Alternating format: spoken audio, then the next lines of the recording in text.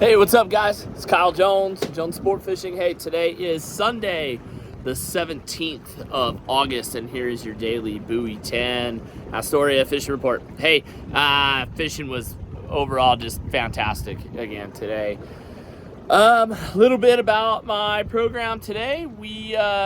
So my goal when I set out today was just to kind of go and see if I could find that batch of fish that we did very, very well on yesterday, knowing that there was a good batch of fish and people had done really well down around Hammond, but I also knew that those fish were on the Washington side. And since I had been involved in the bite on the Washington side, I thought I would just shoot over there. So ran out right off the bat in the morning, started at about the rest stop.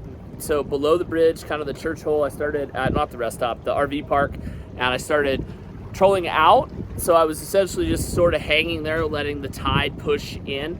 And I started out, it was a little on the slow side, marked a few fish, marked some here and there, had a couple come into the gear that didn't bite, or had a couple of bites that didn't stick, and then we lost a fish, and it was just kind of, it just really wasn't, nothing was really firing yet, but I just knew that, and then I talked to some guys that were out further in Chinook, and then my brother was out in Oahu, my brother was out towards Chinook, and Brett let me know, he's like, hey, there was a pile of fish that went through there, but where he was at, they didn't bite. So one of the really neat things that LiveScope lets us do is, and one thing that I've been able to key in, it really lets us key in on fish behavior. So sometimes when you're out there and the fish are coming in on the tide, they will go by your gear so fast that they don't even spin around to try to take a look at it. And so when that's happening, I generally try to fall back and figure out where they're coming through slower. And so that's what was happening to Brett. There was big wads, 10, 15, 20 fish,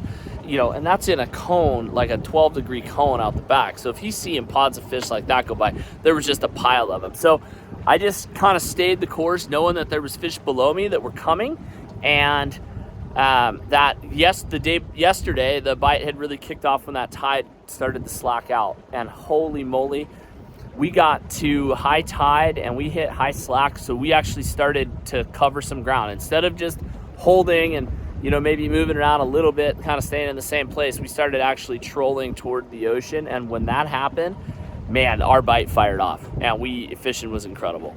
We had a double, we hooked another double, we landed a double.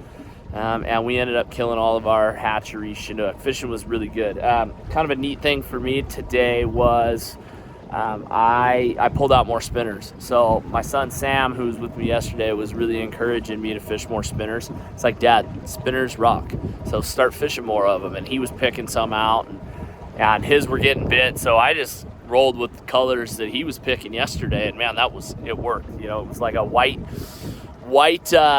mostly white blade with like some tiger stripes, a Hanford reach bait and tackle. Those blades are killer. But yeah, and that I don't even know what it's called, but it has like monster. It's pretty cool. And it was catching fish. So we were doing that with a hoochie, and then also I got bit on herring. But starting tomorrow, my herring bite was okay. We got a couple of really nice fish on it, but that spinner bite, if those fish are biting spinners, makes life so easy. There's nothing to go wrong with it. There's nothing, you don't have to ever rebait it. You just make sure the hooks aren't bent, and you send it back out there and let it catch a fish. So that was my program. Fish shallow again, 30 on the front rods, 35 in the middle, and 45 on the back.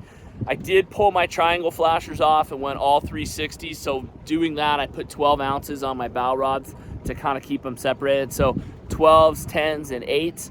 And that program's been working really, really well for me at this point. I really see no reason to change. I've caught fish on big outgoing tides like that. I've caught fish on big incoming tides, tracked bottom, ran it on the deck, all of the in-between, and those lighter leads are getting the job done. I do think one of the advantages that I do have to run the lighter leads, I started running longer rods. Right now I'm running 12 footers on my two upper back of my bow rods, so bow, and then the middle rods are 12s, well, 12 3s and 12s, and then I'm running 10 6s off the back. I think that spread with the lighter lead really kind of lets me spread things out a lot better, and I'm noticing less tangles that way,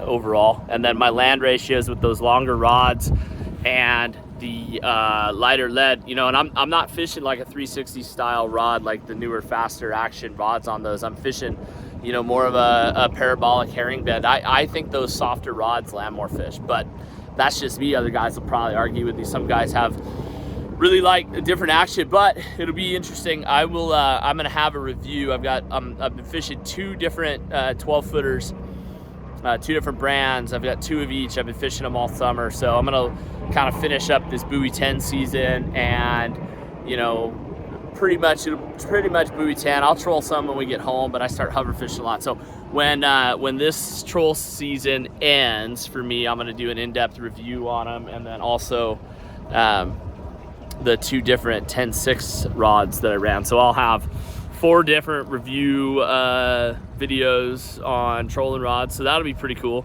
And then guys, we're getting really excited about, well, I'm getting excited about upriver on the Clearwater and the Snake, but like I'm going home the end of this month, but Brett and Barry are gonna stay here through the first week of September. Brett's actually gonna be here till the 11th and Coho fish. But so those guys actually have openings that first week of September. Fishing is gonna be unreal. There are so many Chinook in the river right now, and it's only the middle of August. There's only going to be more Chinook as the weeks go by, and that first part of September is going to be unreal. And the Coho fishing should just be lights out then too. So you guys, if you want to get down here, we've got openings. Brett and Barry both have openings that first week of September. I highly suggest that you jump on and book some of those days. You can book them online on our website. You can also book them by giving our office a call. Hey, and if Danny doesn't answer, leave a message. We have no way to know if you called if you don't leave a message. Just saying. I don't know. Some people don't leave messages these days. It's kind of interesting. No message, no text message. We have no idea you're trying to get a hold of us. But anyway, guys, yeah, other than that, I'm excited to go home and hover fish, side drift, bobber dog, all that kind of stuff. So my family left, so this will be my like 10 days in a row of getting after it here, and then I'm going to head home. So, and yeah, you guys want to fish at home, Riley's going to start this week on the Clearwater. So if you guys want to get out there right now, he's actually well, he's got tomorrow open. I doubt anybody's going to see this and book that, but he's going to have days this week. Fish is going to be really good. So anyway, guys, God bless. We'll see you later and catch you tomorrow. All right, bye.